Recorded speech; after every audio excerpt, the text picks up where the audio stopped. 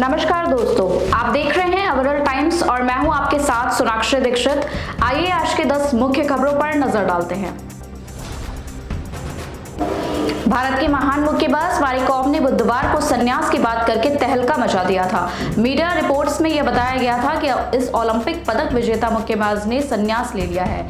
इसको लेकर सब हैरान थे, लेकिन अब मैरी कॉम ने एक और बयान देकर सबको चौंका दिया है। उन्होंने कहा है कि उनके संन्यास वाली बात को गलत तरीके से पेश किया गया। उन्होंने अभी संन्यास नहीं लिया है। उन्होंने कहा कि जब भी वह संन्यास लेंगी तो खुद मीडिया के सामने आएंगी।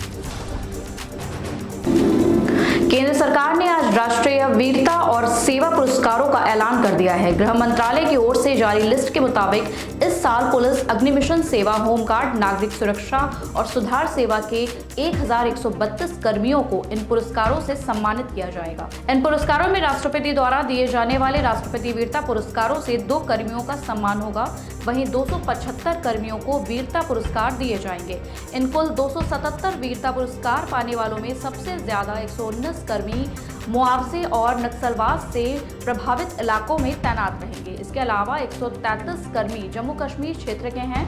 वहीं दूसरे क्षेत्रों के 25 कर्मियों को भी उनकी वीरता के लिए सम्मानित किया जाएगा।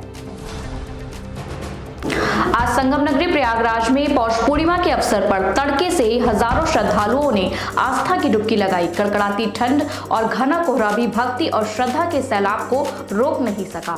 माघ मेले के दूसरे स्नान पर्व पर श्रद्धालुओं की भारी भीड़ को देखते हुए सुरक्षा की पुख्ता व्यवस्था की गई है। पुलिस और पीएसी के साथ पैरा मिलिट्री फोर्स और एटीएस के कमांडो भी संगम तट पर निगरानी रख रहे हैं। तमिलनाडु के धर्मपुरी जिले के फ्लाईओवर पर एक भीषण रोड एक्सीडेंट हुआ। एक्सीडेंट इतना खतरनाक था कि एक के बाद एक कई गाड़ियां टकराकर आग के शोले में बदल गईं और 8 लोग घायल हो गए तो 4 लोगों की मौत हो गई। लखनऊ विश्वविद्यालय एक महत्वपूर्ण उपलब्धि की घोषणा करते हुए रोमांचित है, क्योंकि उसके 4 असाधारण छात्रों ने हाल ही में संपन्न उत्तर प्रदेश लोक सेवा आयोग यूपीपीएससी परीक्षाओं में प्रतिष्ठित स्थान हासिल किया है। मध्यकालीन और आधुनिक इतिहास के दीपक सिंह को डिप्टी कलेक्टर के रूप में, भूगोल की आकांक्षा गुप्ता को डीएसपी के रूप में, राजनीति विज्ञान की दीप्ति त्रिपाठी को मालकर अधिकारी के रूप में और प्राणी शास्त्र की रिया सिन्हा को लेखाधिकारी के रूप में चुना गया है। हेल्थ इंश्योरेंस रखने वाले लोगों के लिए एक शानदार खबर सामने आई है। अब हेल्थ इंश्योरेंस बीमा धारकों के लिए कैशलेस इलाज में नेटवर्क हॉस्पिटल का झंझट खत्म हो गया है। अब हेल्थ इंश्योरेंस रखने वाले लोग कभी भी किसी भी हॉस्पिटल में कैशलेस इलाज करा सकते हैं। इसके लिए जनरल इंश्योरेंस काउंसिलिंग जीआईसी ने कैशलेस एवरीवेयर मुहिम की शुरुआत की। इस मुहिम के तहत पॉलिसी होल्डर्स की इस बात की आज़ादी मिलेगी कि वे किसी भी अस्पताल में अपना इलाज करा सकें। इसके साथ ही अब पॉलिसी होल्डर्स को उनके पॉलिसी नेटवर्क से बाहर के अस्पतालों में भी कैशलेस इलाज की सुविधा मिलेगी। भारत की Defence Research and Development Organisation DRDO ने एक बड़ा ऐलान किया है। डीआरडीओ ने ऐलान करते हुए जानकारी दी है कि इस साल मार्च तक वह देश की शक्तिशाली सुपरसोनिक क्रूज मिसाइल ब्रह्मोस का निर्यात शुरू कर देगा। माना जा रहा है कि यह देश के रक्षा क्षेत्र में यह पूरी तरह आत्मनिर्भर बनने की कोशिश में एक बड़ी उपलब्धि होगी।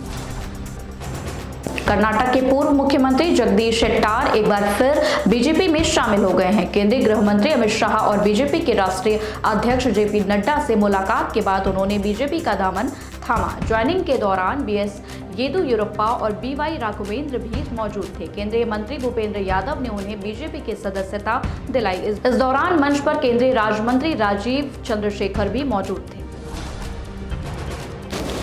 राहुल गांधी के नेतृत्व में चल रही भारत छोड़ो यात्रा, न्याय यात्रा पश्चिम बंगाल में प्रवेश कर चुकी है। यहां कांग्रेस प्रदेश अध्यक्ष अधीर रंजन चौधरी ने यात्रा का स्वागत किया। इस अवसर पर मीडिया से बात करते हुए राहुल गांधी ने बीजेपी और आरएसएस पर हमला बोला। उन्होंने कहा, इस यात्रा में न्याय शब्द इसलिए जोड़ा गया है क्योंकि पूरे देश में अन्याय का बोलबाला है। इंडिया गठबंधन पूरे देश में अन्याय के खिलाफ लड़ेगी।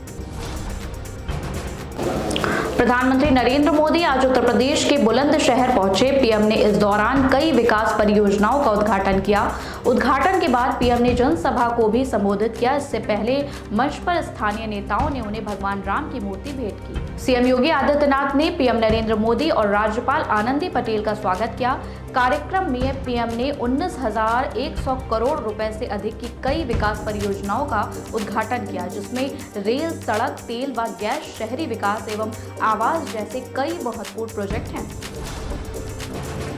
इसी तरीके की फटाफट खबरें देखने के लिए अग्रल टाइम्स से जुड़े रहें। धन्यवाद। वीडियो पसंद आई हो तो लाइक और चैनल को सब्सक्राइब करें, साथ ही बेल आइकन दबाएं ताकि आपको हमारे सभी नए वीडियो का नोटिफिकेशन मिलता रहे।